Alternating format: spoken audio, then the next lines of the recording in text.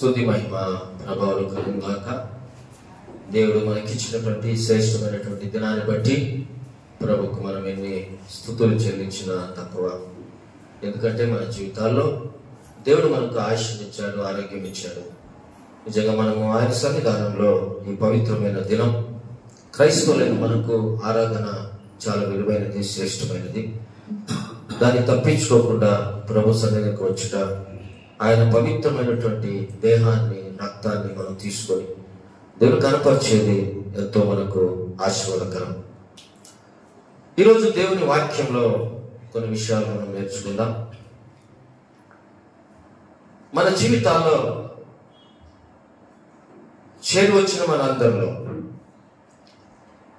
మన యొక్క ఆలోచనలో, మన యొక్క ఆవశ్యకమైనటువంటి జీవితంలో తగిన సమయం ముందు దేవుడు మనకు స్పందించకుండా ఉంటే మనం చాలాసార్లు దేవుని మీద సనుగుతూ ఉంటాం. అనేక సార్లు మన జీవితంలో అనుకున్నది సాధించకుండా ఉంటే, మన జీవితంలో అనుకున్నది మంచిది కాకుండా ఉంటే, మన జీవితంలో మనం అనుకున్న ప్రార్థనకు జవాబు రాకుండా ఉంటే, మన జీవితాల్లో, మన స్నేహితుల మధ్యలో, బంధువుల మధ్యలో, సంఘాల్లో, మన యొక్క జీవితాల్లో మనము ఇంకా ఆశీర్వాదకరంగా లేకుండా, మన జీవితంలో ఏదో అదే కష్టాల్లో, కన్నీళ్ళలో ఉంటే మనం చాలాసార్లు డిసప్పాయింట్ అవుతాం. ఇంతేనా మన జీవితం? మనం యేసుప్రభువుని నమ్మినాం, మన బ్రతుకు ఇంతేనా? మనం ఎందుకు ఈ స్థితిలో ఉన్నాం? ఇంకా ఎన్ని సంవత్సరాలు ఈ కష్టాలు అనుభవించాలా? ఇంకా ఎన్ని సంవత్సరాలు ఈ బాధలు అనుభవించాలా?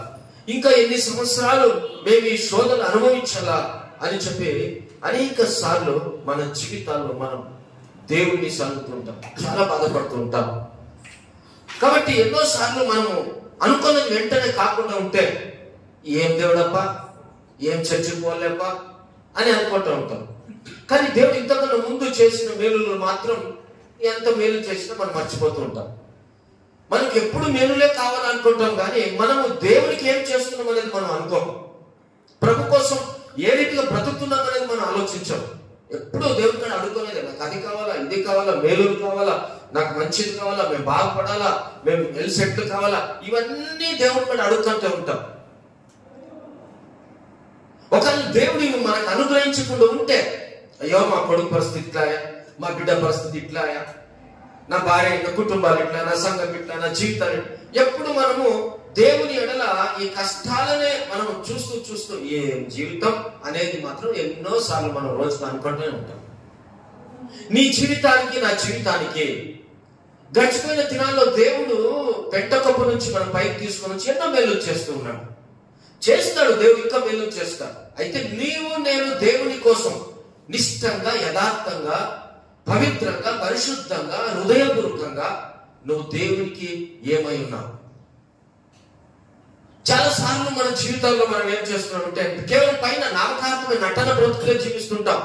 అయితే దేవుని అంతరంగంలో మనం నిజంగా దేవునికి మనం ఏం చేస్తున్నాం? సంఘానికి ఏం చేస్తున్నాం? సమాజంలో దేవుని కోసం మనం ఏ పరిచయం చేస్తున్నాం? దేవుడు మనల్ని గమనించి చూసే దేవుడు ఏంటున్నాడు. ఎప్పుడు కూడా మనం మేలులు మేలులు మేలులు ఇవ్వకుండా ఉంటే చర్చి ఏం దేవుడు ఇవే అంటుంటాం. కాబట్టి నీవు అనుకున్నట్లు దేవుడు చేయడు, నేను అనుకున్నట్లు నా జీవితాల్లో దేవుడు చేయడు. దేవుడు ప్రతి ఒక్కటి కూడా ఆయనకు తెలుసు. నీ కుటుంబానికి, నీ జీవితానికి ఎప్పుడు ఏమి చేయాలో దేవునికి బాగా తెలుసు. కాబట్టి మనమందరూ కూడా దేవుని బిడ్డైన మనం ఎప్పుడు కూడా దేవుని మీదనే మనం ఆనుకొని ఉండాలి. నువ్వు నిజంగా ప్రార్థన పరులు అయి ఉంటే, నువ్వు నిజంగా దేవుని ఎడల భయభక్తి కలిగి జీవిస్తూ ఉంటే, నిజంగా నువ్వు దేవునికి ఇష్టంగా బ్రతుకుతూ ఉంటే, నువ్వు నిజంగా వాక్యానుసారంగా నువ్వు భయపడి ప్రభు కోసం ఉంటే, ఖచ్చితంగా దేవుడు నిన్ను, మీ జీవితాన్ని మీరు ఏమనుకున్నారో అది తక్కువ సమయంలో దేవుడు మీకు అన్ని కూడా అనుగ్రహిస్తాడు. చాలాసార్లు కొద్దిగా చిన్నది మనం ఆశీర్వపడడానికి అంతలోనే మురిసిపోతుంటాం. దేవుడు మనం ఇంకా గొప్ప ఆశీర్వాదం చేయాలనుకుంటాడు. ఈ చిన్న దాంట్లో మురిసిపోయేందుకు దేవుడు ఉండేది కూడా మనకు కష్టంగా పెడుతూ ఉంటాడు. వాక్యాలు మనం చూసుకుందాం. మాటలతో కాదు, దేవుని వాక్యాల ఆధారంగా కొన్ని విషయాలు మన జీవితాల్లో ఎందుకు మన కాలములు గతించిపోయినా కూడా మనం ఇంకా దేవుడు మనం ఆశ్రయించడం లేదు. ఎందుకు ఇంకా మన సమస్యలు చిక్కుని ఉన్నాం? అపొస్తలుల కార్యములు 1వ అధ్యాయం 7వ వచనం మనం చూసుకుందాం. అపొస్తలుల కార్యములు 1వ అధ్యాయం 7వ వచనం.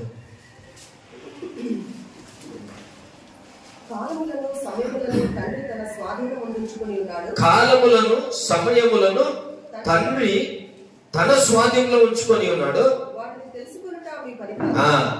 చాలండి. కాలములను సమయములను తండ్రి తన స్వాధీనంలో ఉంచుకొని ఉన్నాడు. చాలాసార్లు మన కాలము మనం అనుకున్నట్టే కావాలనుకుంటాం,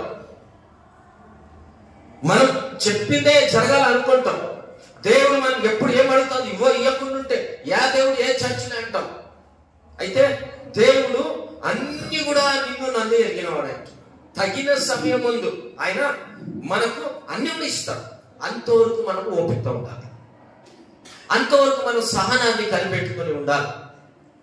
దానికి కాలములు సమయములు తండ్రి ఆయన స్వాధీనంలో ఉంచుకొని ఉన్నాడు. నువ్వు పుట్టక ముందే, నేను పుట్టుక మన కాలము మన సమయం దేవునికి తెలుసు. నేను ఏం చేయాలో దేవునికి తెలుసు. నేను ఏమి చేసిన తర్వాత నీకు ఏ రీతిగా బుద్ధి నేర్పాలో దేవునికి తెలుసు. నువ్వు దేవుని నీకు అన్ని చేసిన తర్వాత నువ్వు ఎక్కడ అడ్డమార్గం పోతున్నావు, దానికి ఎక్కడ ఫుల్ స్టాప్ పెట్టాలో, ఎక్కడ దేవుడు నిన్ను హెచ్చరించాలో దేవునికి తెలుసు. అన్ని కూడా దేవునికి తెలుసు. కాబట్టి దేవునికి తెలియనిది ఏది కూడా లేదు నా జీవితంలో, నీ జీవితంలో. ఎందుకు? మనం ఎవరు బిడ్డలము? దేవుని బిడ్డలము. తన స్వార్థం ఇచ్చి కొన్న బిడ్డలు మనం. ఎక్కడ పడినా మనం దేవుడు మనం ప్రేమించినాడు. పరలోకంలో ఆ సంస్థానంలో మనం ఉండేదాని కోసం ఈ లోకంలో యాత్రికులైన మనల్ని దేవుడు ఆయన సన్నిధానం చేర్పించుకునే దానికి మనల్ని తన ప్రేమ చేత అప్పుకున్నాడు. తన రక్తంతో కార్చి మనం కొని తన బిడ్డలుగా చేసుకున్నాడు. సో నువ్వు సంపాదించుకున్నటువంటి ఆ పరలోకానికి వెళ్ళేదానికి ఓపిక మనకు కావాలి. కాబట్టి కాలములు ఏమంట సమయములు తండ్రి తన స్వాధీనంలో ఉంచుకొని ఉన్నాడు. వాటిని తెలుసుకున్నట నీ పని కాదు. చాలా సార్లు మనం ఏం చేస్తుంటాం అంటే దేవుని కన్నా మనమే ముందు ఫాస్ట్ పోతుంటాం. దేవుడు తగిన సమయం ముందు మనకు కొద్ది కొద్దిగా నిన్ను పైకి తీసుకురావాలా, నేను గొప్పవాడిగా చేయాలా, నీ కుటుంబం ఆశింపబడాలా, నీ కుటుంబంలో అనేకులు యేసుని తెలుసుకోవాలని ప్రభు నీ మీద కొన్ని ఆలోచనలు ఉంటే మనం ఏం చేస్తుంటాం అంటే దేవుని కన్నా మనం ఏం చేస్తుంటే మనమే ఫాస్ట్ గా పరిగెత్తుతుంటాం. అది నీ పని కాదు. దేవుడు నిన్ను అప్పగించు. దేవుడు నిన్ను తగిన సమయంలో అన్ని కూడా ఇస్తూనే ఉంటాడు, ఆశీర్వదిస్తుంటాడు, దీవిస్తుంటాడు. కానీ నువ్వు దేవుణ్ణి వ్యతిరేకించి నువ్వు పరిగెత్తుతుంటే అది నీ పని కాదు అంటున్నాడు దేవుడు. ఎక్కడ? పప్పులు నువ్వు కాలు వేస్తూ ఉన్నావు, జాగ్రత్త అంటాడు. కాబట్టి ప్రతి విషయంలో కూడా కాలంలో సమయంలో దేవుని జీవితంలో ఎదురై అన్ని నీ జీవితంలో నీ కష్టాలు నీ బాధలు దేవునికి తెలియదా? తెలుసు. నీ సమస్యలు దేవునికి తెలియదా? తెలుసు. నీకేమి కావాలో దేవునికి తెలియదా? తెలుసు. నీ బిడ్డలకి ఏమి కావాలో దేవునికి తెలియదా? తెలుసు. నీ అవసరతలు ఏమున్నాయో దేవునికి తెలుసు. దేవుడు అన్ని కూడా తగిన సమయం ముందు నీకు ఇస్తాడు. అంతవరకు కూడా ఓపిక. ఎందుకంటే దేవునికి తెలుసు అన్ని సమయం. ఇప్పుడు ఒక తల్లి ఒక పాపను కనాలంటే డాక్టర్లు ఏమేమో టైమింగ్స్ ఇస్తారు, ఎన్నెన్నో రోజులు ఇస్తారు. అయితే ఒక పాప కనాలంటే ఈ భూమి మీద దేవుడి చిత్తము, దేవుడు ఏర్పాటు చేసిన రోజే ఆ బిడ్డ భూమి మీద రావాలా. హల్లెలూయా. ఆ భూమి మీద కనాల. అప్పుడు దాకా కూడా తల్లికి ఓపిక ఉండాల, తండ్రికి ఓపిక ఉండాల.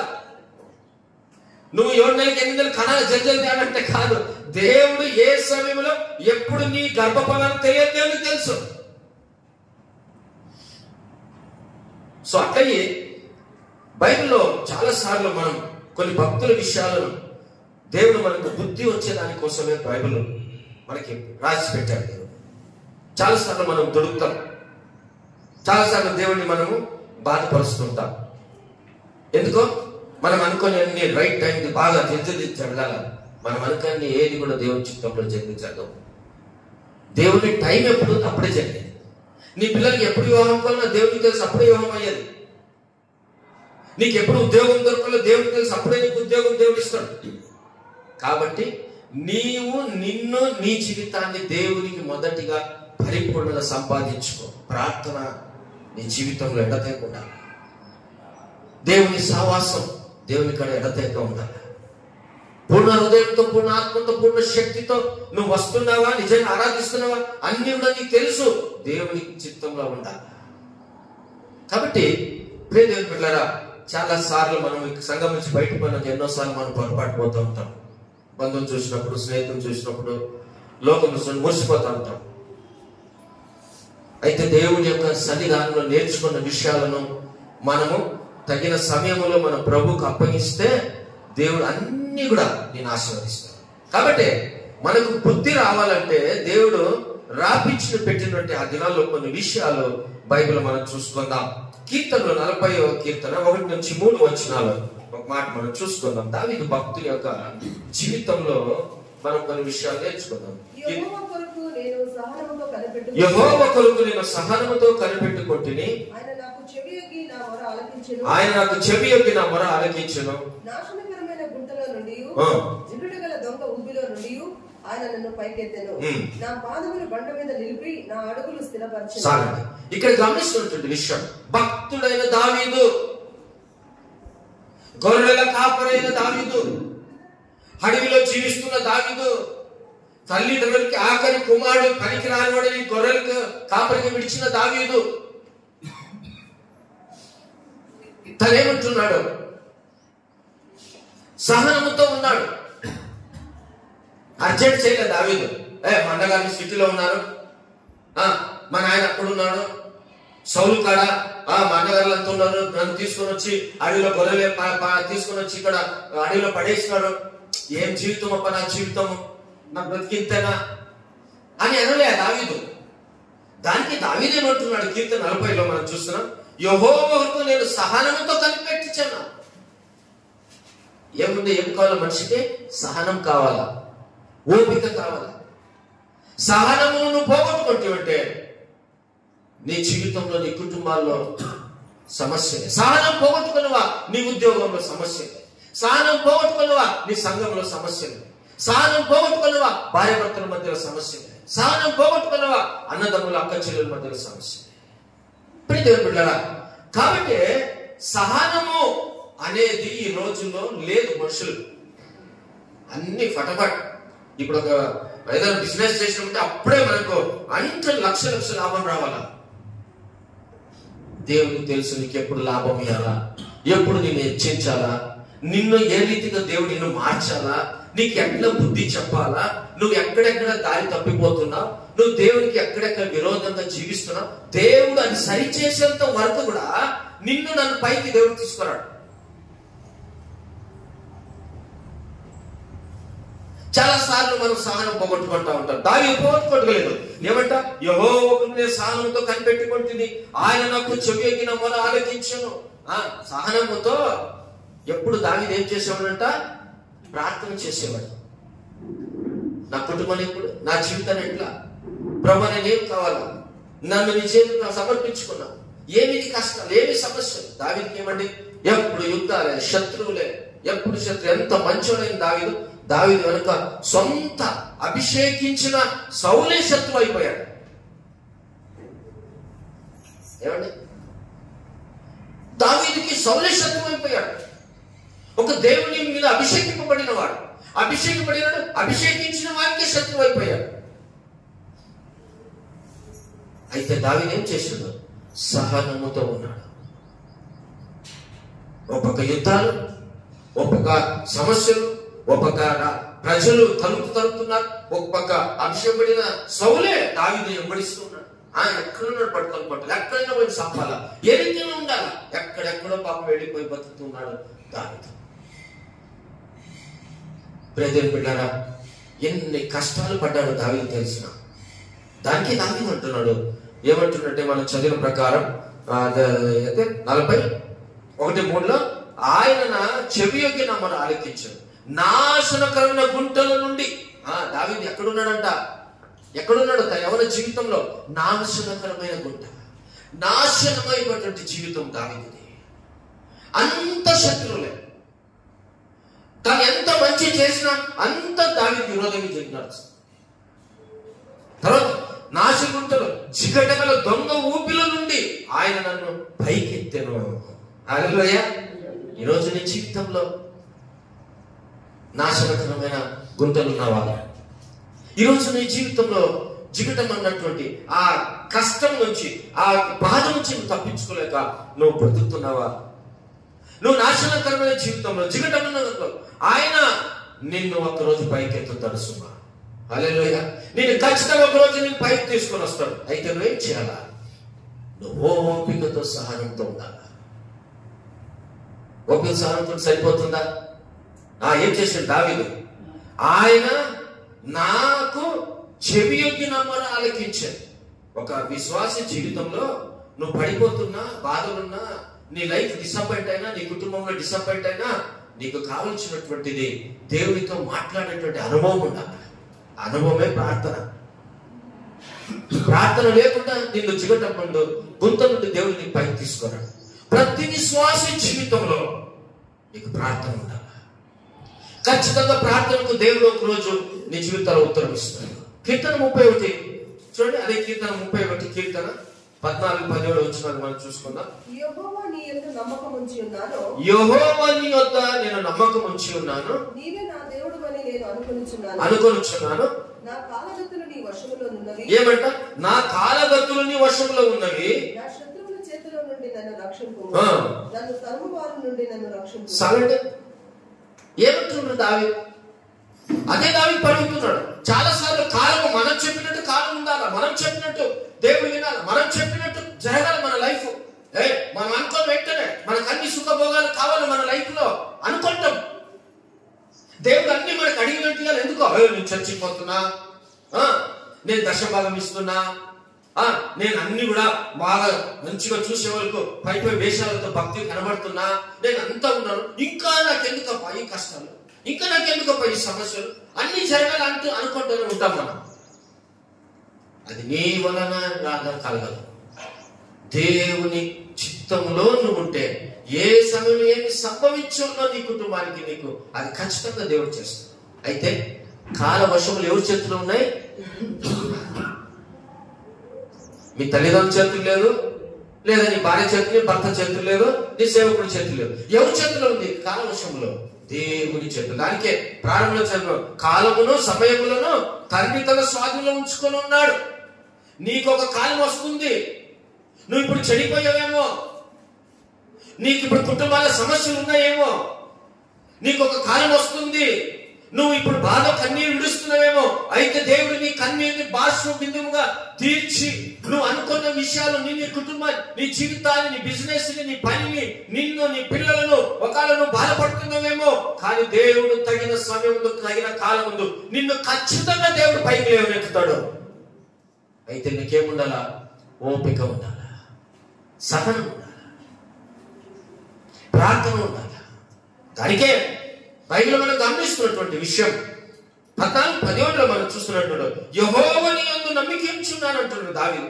నీవే నా దేవుడు అని అనుకుంటున్నాను అంటున్నాడు దావీదు. నా కాలగతుని వశంలో ఉన్న ఆయన బాగా తెలుసు. ఎవరు జీవితం ఎవరు కూడా దేవుడు మార్చలేరు. నా కాలము, నా జీవితం అంతా కూడా నా దేవుని వశంలో ఉన్నవి. కాబట్టి నా శత్రువుల చేతులు నన్ను రక్షింపుము, నన్ను తరుమువారి నుండి నన్ను రక్షింపుము. ఎంత గొప్ప మాట. నువ్వు ఎన్నిసార్లు తరంపడుతున్నావు అనేక చేతులు, నువ్వు ఎన్నిసార్లు శోధనలు అనుభవిస్తున్నావు అనేకుల చేతులు, నువ్వు ఎన్నిసార్లు బాధలు అనుభవిస్తున్నావు. నీకు కావాల్సింది ఓపిక కావాలా, సహనము కావాలా. దేవుడు తగిన సమయం ముందు ఖచ్చితంగా దేవుడు నీ శత్రువుల చేతుల నుండి, నిన్ను తరుము వారి చేతుల నుండి దేవుడు నిన్ను ఒక రోజు పైకి లేవనెత్తుతాడు. హల్లెలూయా. నువ్వు ఖచ్చితంగా నువ్వు బాగుపడతావు. యోబు జీవితంలో మనం చూస్తున్నామండి, యోబు లైఫ్ హిస్టరీనే చేంజ్ అయిపోయింది. యోబు ప్రారంభం నుంచే ధనవంతుడు, ఆస్తిపరుడు, దేవుడు గొప్ప దీవెనలు ఉంచాడు. ఎంతో ఎంతో దేవుడు యోబును ఆశీర్వదించాడు. యోబు ఎంత బాగున్నాడు, దేవుడు అంటే ఇష్టం, పరివారంతో బాగున్నాడు. యోబు తన కుటుంబంలో ప్రతిరోజు పిల్లల ఎడల మళ్ళీ దేవుని ఎడల వారి గురించి ప్రార్థిస్తూ వారి గురించి అన్ని చెరస తీసుకుంటూ యోబు దేవుని ప్రతిరోజు భయభక్తితో ఉండేవాడు. ఎవరికి కూడా యోబు అన్యాయం చేసి సంపాదించిన వాడు కాదు.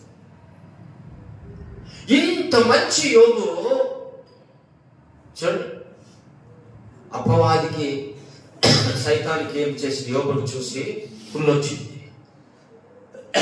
అసూయ వచ్చింది. ఎవరు చూసి? దేవుని బిడ్డ అయిన యోబును చూసి. బాగుపడుతున్నాడు కదా, బాగుపడుతున్నాడు కదా, మన కుటుంబం అంతా ఎప్పుడు ఆరాధిస్తుంది కదా దేవుని. ఇంత ఇదే పై మనుషుల కన్నా సైతాన్ని వెనక ఎప్పుడు ఉంటాడు. ఎందుకో? నేను ఎప్పుడు పడేయాలని మనం అనుకుంటున్నాం. చాలాసార్లు మనం పొరపాటు చేస్తున్నాం దేవుని బిడ్డలు.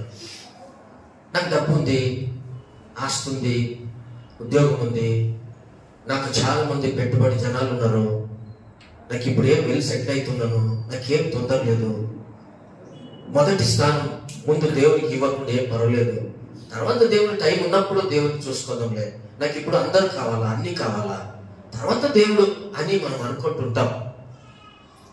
నీకు ఒకడున్నాడు, నీ బంధువుల కన్నా, నీ విశ్వాసుల కన్నా, నీ సంఘానికన్నా నువ్వు ఎంత పై వేషం వేసుకొని దేవుని మందిరానికి వస్తూ పోతున్నావు, చేయాలని అన్ని చేస్తున్నా దేవుడు నిన్ను నన్ను గమనిస్తుంటాడు. అయినా దేవుడు మన దేవుడు ఎంత గొప్పవాడంటే నిన్ను ప్రేమిస్తున్నాడు. హల్లెలూయా. నన్ను ప్రేమిస్తున్నాడు. నేను ఎన్నిసార్లు తప్పిపోతున్నా, నువ్వు ఎన్నిసార్లు తప్పిపోతున్నా, నువ్వు ఎన్నిసార్లు దేవునికి విరోధంగా పాపం చేస్తున్నా, నువ్వు ఎన్నిసార్లు దేవుడు అంటే నిర్లక్ష్యం చేస్తున్నా, నువ్వు ఎన్నిసార్లు దైవజనుల్ని నిర్లక్ష్యం చేస్తున్నా, అయినా దేవుడు నిన్ను ప్రేమిస్తున్నాడు. ఎందుకో? తన స్వరక్తం ఇచ్చి నిన్ను కొన్నాడు కాబట్టి నువ్వు ఆయన కుమారుడు, ఆయన కుమార్తె. నిన్ను ప్రేమిస్తున్నాడు, నిన్ను ప్రేమిస్తున్నాడు ఆయన. ఎందుకంటే నేను ఒకరోజు సరైన మార్గంలో తీసుకురావాలని. అయితే ఒక్కడున్నాడు తెలిసిన వాడే అపవాది, వాడే సైతాన్. నేను పడగొట్టాలని వాడు నేను కాసుకుంటుంటాడు. నువ్వు అనుకుంటున్నావు నాకు అన్ని బాగుంటానని, నీకు ఒకడు ఎప్పుడు వెనుకుంటాడు. యోబునే విడవలేదు, గేజ్నే విడవలేదు, ఆ కాలంలో విడవలేదు. నిన్ను విడుస్తాడా? దైవ సేవకుల చేతలో యెహోషువలో ఉన్నటువంటి గేజ్నే ఆ కాలంలో విడవలేదు, ఎలీషా గేజ్నే విడవలేదు. నిన్ను విడుస్తాడు అపవాది. మురిసిపోతున్నావు నువ్వు, దేవుని స్థానమానం ఇవ్వకుండా మురిసిపోతున్నావు. ఏం చేసిండు? ఎవరిని విడవడు అపవాది.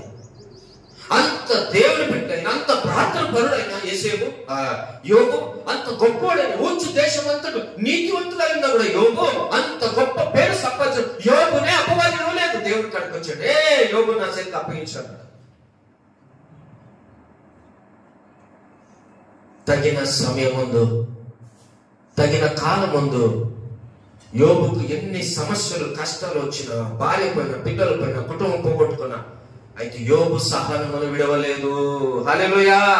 నీవు కూడా అంతే, సహనము విడవగాకు. నీకు తగిన సమయం ముందు దేవుడు నీకు పెళ్ళయ్యేంత వరకు, తగిన సమయం ముందు నీ కుటుంబాల సమాధానం వచ్చేంత వరకు, తగిన సమయం ముందు నీ బిడ్డలు దేవుడు మంచి స్థానం తెచ్చేంత వరకు, తగిన సమయం నీ బిజినెస్ ఆశ్రయించే వరకు, తగిన సమయం ముందు నీవు బాగుపడే వరకు నీవు సహనం విడవగాకు. దేవుడి నుంచి దూరం కాగాకు. దేవుని సన్నిధానం నుంచి నువ్వు తప్పించుకునే ప్రయత్నం చేయగాకు. కాలవర్షములు ఎవరి చేతిలో ఉన్నాయి? దేవుని చేతిలో ఉన్నాయి. యోబుకు అపవాది బుద్ధి నేర్పేదానికి వెళ్ళింది, కానీ యోబు సహనంతో ఉన్నందుకు ఏం చేసిందో దేవుడు రెండంతలుగా ఆశీర్వదించాడు. హల్లెలూయా. కొన్ని సంవత్సరాలు కష్టపడ్డాడు యోబు. ఒకవేళ ఈ రోజు నీకు ఆ స్థితిలో వస్తే నీకు ఆ సహనం ఉంటుందా? నాకు ఆ సహనం ఉంటుందా? ఈరోజు బాగున్నాం, సడన్ గా యోగుకు వచ్చిన స్థితి నీకు వచ్చే తట్టుకోగలవా?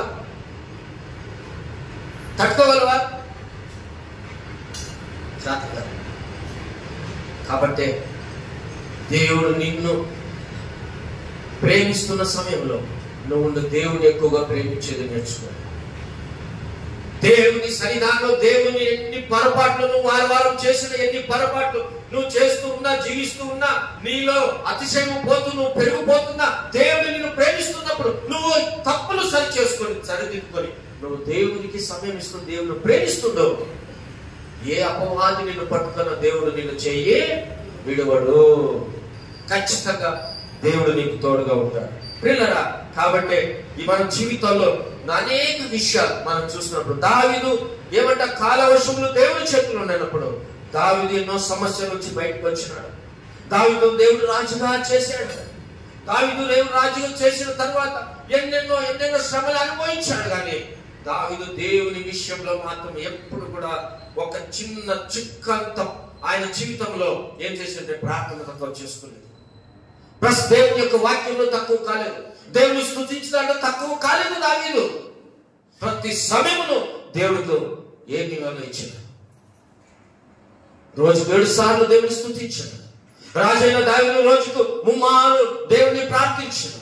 రాజైన దావీదు రోజుకు 3 మార్లు బైబిల్ వాక్యాన్ని ఆయన పగలు రాత్రి చదివినాడు. పాపం పట్టినప్పుడు పశ్చాత్తాపపడి కన్నీరు విడిచి దావీదు జీవితాల్లో దేవుడు సరి అయిన మార్గంలో నడిపించినాడు. దేవుడు దావీదును క్షమించినాడు. ఏమైంది దావీదు? తన కుమారుని సొలొమోనును దేవుడు ఆశీర్వదించాడు. కాబట్టి ఈ భూలోకంలో మనం చేసే పొరపాట్లు ఏమంటే అస్సలు దేవునికి మనకు సమయము, దేవుని సన్నిధానం అంటే సమయం, దేవునికి ఇవ్వవలసిన ఒక స్థానం మనం ఇవ్వకుండా మనం ఏం చేస్తుంటే ఎన్నో సార్లు మనం తప్పిస్తూ ఉన్నాం. కాబట్టి ప్రియ దేవుని బిడ్డలారా, దేవుడిని హెచ్చరిస్తున్నాడు. నువ్వు నేను తగిన సమయంలో పైకి రావాలంటే, బాగుండాలంటే, సంతోషం ఉండాలంటే నువ్వెప్పుడు కూడా ఓపికతో ఉండాలా, సహనంతో ఉండాలా. దేవుడు నిన్ను ఒకరోజు హెచ్చిస్తాడు, ఒకరోజు హెచ్చిస్తాడు. ఒక భక్తుల విషయాలు చెప్తూ వస్తుంది. ఇంకొక భక్తుల విషయాలు మనం చూసుకుందాం. ప్రియులైన యేసేపు జీవితంలో చూస్తున్నాం. యేసేపు యవ్వన ప్రాయంలో 17 సంవత్సరాల వయసు కల కన్నాడు. వారి అన్నగారికి ఎవరికి కల ఇయ్యాల దేవుడు, యేసేపు మాత్రమే కల ఇచ్చినాడు. ఆ కళల భావము చెప్తున్నప్పుడు అయ్యో అతను యేసేపు ఆ తండ్రి ఒక అన్ని విషయాలు మాట్లాడుతూ తండ్రికి ప్రేమతో దగ్గర ఉన్నటువంటి ఏమైందంటే యేసేపు జీవితంలో మనం గమనిస్తున్నాం. అన్నగారులకు అసూయ వచ్చింది. అన్నగారికి ఏమొచ్చింది? అసూయ వచ్చింది. ఇప్పుడు నువ్వు బాధపడుతుంటావు అనుకో, నువ్వు అందరికి ఫోన్ ఇచ్చి చూపించుకుంటున్నావు అనుకో, నీ మీద ఖచ్చితంగా చాలా మంది అసూయ పడుతుంటారు. ఖచ్చితంగా ఒకరు దేవుని బిడ్డలు పోయిన వాళ్ళు కష్టంలో ముందు నుంచి బాగున్నారు, ఇప్పుడు బాగుపడ్డారులే, ఎప్పుడు దేవుడు ఆశీర్వదించినట్లే, ఎక్కువ ఎన్నో కష్టాలు కన్నీళ్ళు ఉన్నారు, బాగున్నారులే, ఇప్పుడైనా సంతోషం ఉండాలి అని ఒక దేవుని బిడ్డలు అనుకోవచ్చు. నిన్ను చూసిన అన్యులు అనేక ప్రజలు నిన్ను గురించి ఎంతో అసూయపడతా ఉంటారు. యేసేపుకు అన్యులు అసూయపడలే. ఎవరు అసూయపడ్డారు? సొంత అన్న రక్త సంబంధం అన్నగారు అసూయపడ్డారు. మరి మీ కుటుంబంలో పడరా? ఖచ్చితంగా టైం వచ్చి పడతానే ఉంటారు. దేవుని వాక్యము, దేవుని బిడ్డలే ఇంత జతలో ఉండే అన్నదమ్ములనే అపవాది విడవలేదు. నిన్ను నన్ను విడుస్తాడా? మనం అనేక విషయాలు జాగ్రత్తగా మనం లేకుండా ఉంటే అపవాది నిన్ను చేయి వేసినట్టే చాలా కష్టపడతాడు. యేసేపు విడవలేదు. అన్నగారు అంతా ఏం తీసుకుపోయాడు? అసూయ పడ్డాడు. ఇప్పుడు యేసేపుని ఏమనుకున్నారో తీసుకుపోయి గుంతలు పడేసాడు. 17 సంవత్సరాల వయసు గుంతలు పడేసాడు. యేసేపును ఏం చేసింది? ఇస్మాయిలు నమ్మినారు. యేసేపు జీవితంలో అప్పుడు యేసేపు అనుకోవచ్చు కదా, దేవుడా కళ ఇచ్చింది నువ్వే, కళ కావాలని చెప్పింది నేనే, ఇదే నాకు ఈ కష్టాలు వస్తుండే, ఈ సమస్యలు వస్తుండే, నన్ను ఇప్పుడు విడిపించు కదా. దేవుడు విడిపించే కదా సామర్థ్యం గలవాడే. కానీ తగిన సమయం యేసేపు విషయంలో దేవుడు పెట్టినాడు టైం. ఆ టైం వరకు యేసేపు కనిపెట్టుకున్నాడు. ఓపికతో ఉండాలి. కాబట్టి ఎప్పుడైతే గుంతలు పడవేసిందో తీసుకుపోయిండు, పోతిఫరు ఇంటికి తీసుకుపోయినటువంటి ఈ జనాలు అన్ని తీసుకుపోయి ఇస్మాయిల్ ఏం చేసినాడు? పోతిఫరు ఇంట్లో ఇచ్చిపెట్టి. పోతిఫరు ఇంట్లో ఏమైండు? బాగా పెరుగుతున్నాడు, గొప్ప స్థాయిలో ఉన్నాడు. తన భార్య ద్వారా యేసేపుకి శోధన వచ్చింది. ఓపికతో ఉన్నాడు, సహనముతో ఉన్నాడు. దేవుడు అప్పుడు అనుకోవచ్చు, దేవుడు ఎందుకు నైనా ఈ కష్టంలోకి వచ్చి సమస్యలు వచ్చినాయి, నన్ను ఎందుకు ఈ కష్టం నుంచి విడిపించవచ్చు కదా అని ఎన్నోసార్లు అనుకోవచ్చు. కానీ దేవుని సమయం ఇంకా యేసేపుకి రాలేదు. అక్కడ నుంచి తీసుకుపోయి యేసేపుని ఎక్కడ వేసిండో చెరసాలలో వేశాడు. చెరసాలలో వేసిన యేసేపును అప్పుడు అనుకోవచ్చు, అయ్యో దేవుడా ఎన్ని కష్టాలైనా నేను నాకు నిన్ను నమ్ముకున్నాను, రక్షింపడ్డాను, నువ్వు కలలతో నాతో మాట్లాడావు, మరలా తీసుకుని వచ్చి నేను ఏ పాపం చేయకపోతే భార్య ఇప్పుడు తీసుకుని వచ్చి నన్ను చెరసాలలో వేశాడు, ఇదేమైనా నీ కష్టాలు అని ఎన్నో అనుకుంటున్నచ్చు. అయితే దేవుడు తగిన సమయం ఇంకా యేసేపుకు రాలే. ఓపికతో ఉన్నాడు. ప్రియదేవుని బిడ్డలారా, ఎప్పుడైతే యేసేపు తన జీవితంలో చెరసాలలో ఉన్నాడు, ఓపికతో ఉన్నాడు, కనిపెట్టుకున్నాడు. ఇప్పుడు వచ్చే సమయం. చెరసాలు ఎంతో కన్నీరు ఇచ్చారు. ఎందుకంటే సొంత అన్నదారులు అమ్మినారు,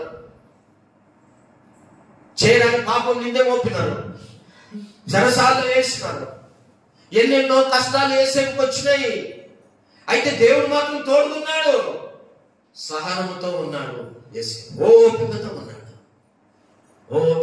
దేవుడు తగిన సమయముందు హెచ్చించే వరకు యేసేపు ఓపికతోనే దేవుని విశ్వాసం కలిగి ఉన్నాడు. అన్నిటి కూడా సమయం ఉంది. ఆ సమయము కాలముదులు అన్ని కూడా ఎవరి చేతిలో ఉన్నాయంట? నీ బ్రతుకు ఎవరి చేతిలో ఉంది? నీ కుటుంబం జీవితం ఎవరి చేతిలో ఉంది? నీకు కావాల్సింది ఎవరి చేతిలో ఉంది? నీ కాలవధులు నీవన్నీ కూడా దేవుని చేతిలో ఉంది. కాబట్టి నీ కోసం నా కోసం తన ప్రాణం పెట్టి రక్తం కార్చి చనిపోయి 3వ దినం లేచి పరలోకం వెళ్ళిన యేసు ప్రభు రాకడ వరకు నువ్వు ఓపికతో ఆయన సన్నిధానానికి వస్తూ ఆరాధిస్తూ ఆయన చేసిన మేలును నువ్వు గణపరుస్తూ స్తుతిస్తూ ఆయన సన్నిధానంలో ఓపికతో ఉంటే దేవుని ఆశీర్వదిస్తాడు. దేవుని నీ జీవితాన్ని మారుస్తాడు, నీ కాల స్థితులు మారుస్తాడు, నేను ఉన్నత స్థితికి దేవుడు తెస్తాడు. అంత గొప్ప దేవుడు యేసేపుకు ఉన్న దేవుడు, అబ్రాహాము షారాకు ఉన్న దేవుడు, ఎలిజబెత్కు ఉన్న దేవుడు, అన్నకున్న దేవుడు. ప్రియదేవుడారా, పౌలుకి కష్టాల కన్నీళ్లు వస్తే పౌలుకు తోడుకున్న దేవుడు ఈరోజు మనందరికీ కూడా దేవుడు తోడుగా ఉన్నాడు. కాబట్టి ఆయన కాలానికి నీ చిత్తాన్ని అప్పగించు, ఆ దేవుని సమయానికి నీ జీవితాన్ని అప్పగించు. ఆయన నిన్ను హెచ్చించే వరకు నువ్వు ఓపికతో కనిపెట్టుకొని ప్రభు కోసం ఎదురు చూస్తూ ప్రార్థిస్తూ నువ్వు సమాధానంతో ఉండి నువ్వు ఆయనను ఆరాధిస్తూ ఆయన మడకృతను జ్ఞాపకం చేసుకుంటూ దేవుని సావాసం నుంచి దూరం కాకుండా నీకు చేసిన మేలును జ్ఞాపకం చేసుకుని ప్రభు కాడ నువ్వు జీవిస్తున్నావు. ఖచ్చితంగా దేవుడిని ఇంకా గొప్ప దేవునితో నింపుతాడు. దేవుడి వాక్యాన్ని ఆశీర్వదించుగాక. అందరూ కన్ను మూసుకొని ప్రభు సన్నిధానంలో